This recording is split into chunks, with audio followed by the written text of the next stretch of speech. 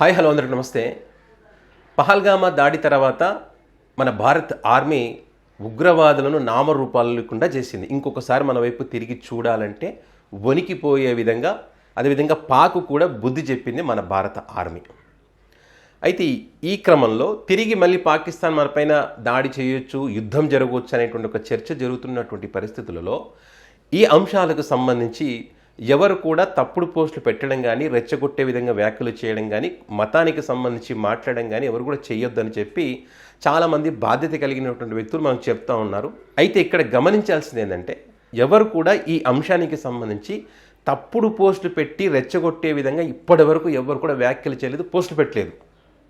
మీరు గమనించారో లేదో, నాకు తెలిసినంతవరకు నేను చెప్తున్నాను. ఎవరు కూడా ఇండియా విషయంలో ఎవరు కూడా వేరు విషయాల్లో వేరు రకాలుగా మాట్లాడి ఉండవచ్చు, కానీ ఈ ఇండియాకు సంబంధించి తప్పుడు పోస్టులు పెట్టింది ఎవరు లేరు.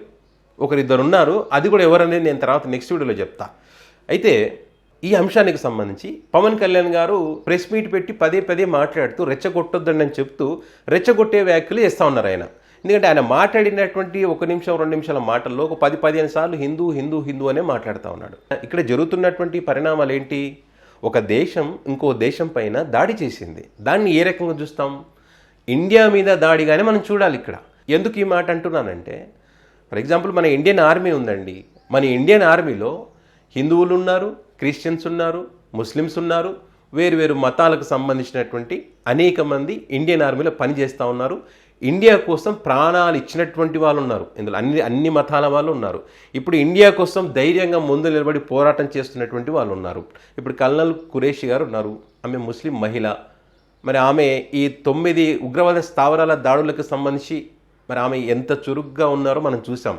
అంటే దేశం కోసం ఆమె పోరాటం చేస్తూ ఉన్నారు. మరి అదే కాకుండా పహల్గామా దాడి జరిగినప్పుడు ఒక ముస్లిం చనిపోయాడు అక్కడ. ఎవరి కోసం? వీళ్ళ ప్రాణాలు కాపాడే దానికోసం చనిపోయారు. దాన్ని కూడా తప్పుడుగా ప్రచారం చేశారు. ఒక మనిషి ప్రాణాన్ని మనం తక్కువ చేయకూడదు. ఒక ముస్లిం అయినంత మాత్రాన వాళ్ళని తక్కువ కొంతమంది ఉండొచ్చు, కొంతమంది దుర్మార్గులు ఉండొచ్చు, నేను కాదనట్లేదు. కానీ అందరినీ అదే ఘాటికి కట్టేయకూడదని అంటాను నేను. ఈ రకంగా మన భారత ఆర్మీలో అన్ని మతాల వాళ్ళు ఉన్నారు, దేశం కోసం పోరాటం చేస్తూ ఉన్నారు.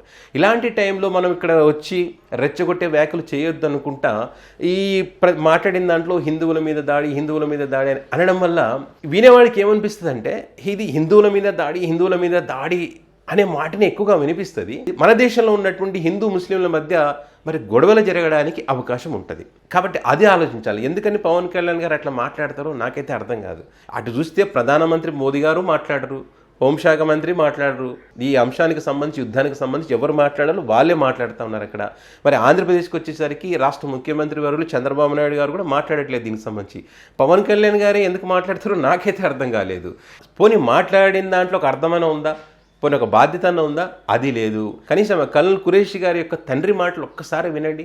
ఆయన మాట్లాడినటువంటి మాటలు రక్తం మరిగిపోతుంటాయి. ఆయన మాట్లాడుతుంటే ఒక ముస్లిమే కదా, ఈ వయసులో కూడా దేశం కోసం ఆయన మాట్లాడినటువంటి మాటలు అసలు నిజంగా నాకైతే వండర్ అనిపించింది. మీరు గమనించండి, ఆయన మాట్లాడుతున్నప్పుడు ఇప్పుడు నా కూతురుని చూసి గర్వంగా ఫీల్ అవుతున్నానని ఆయన చెప్తూనే, ఇప్పుడు కూడా నా దేశం కోసం పాకిస్తాన్ ఏం చేయడానికైనా నామరూపాలు లేకుండా నాకు చేయడానికైనా నేను సిద్ధంగా ఉన్నానని చెప్పి ఆయన మాట్లాడుతున్నటువంటి మాటల్లో ఆత్మవిశ్వాసంగానే, ఆయన కళ్ళల్లో ఒక కసి కనపడుతుంది. పాకిస్తాన్ అంతం చేయాలని ఒక కసి కనిపిస్తూ ఉంది. ఒక ముస్లిమే అతను. మరి సో ఇలాంటి వాళ్ళు కూడా ఉన్నారు కదా మన దేశంలో.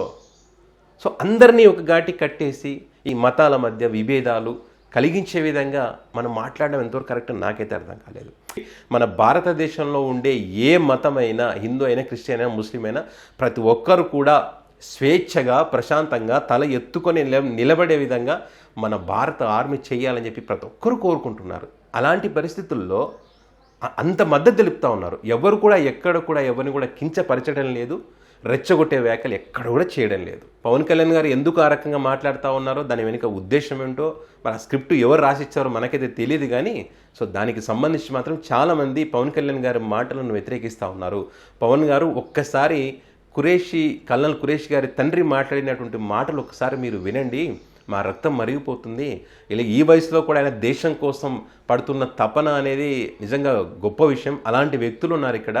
అలాంటి టైంలో మీరు ఇలాంటి మాటలు మాట్లాడకండి అని చెప్పి వాళ్ళు చేసినటువంటి కామెంట్స్ ఒక్కసారి వాళ్ళైతే కామెంట్ చేస్తూ ఉన్నారు. మరి చూద్దాం, మళ్ళీ పవన్ కళ్యాణ్ గారు ఏమైనా మాట్లాడతారా? ఈసారి మాట్లాడితే ఏం మాట్లాడతారనేది చూద్దాం.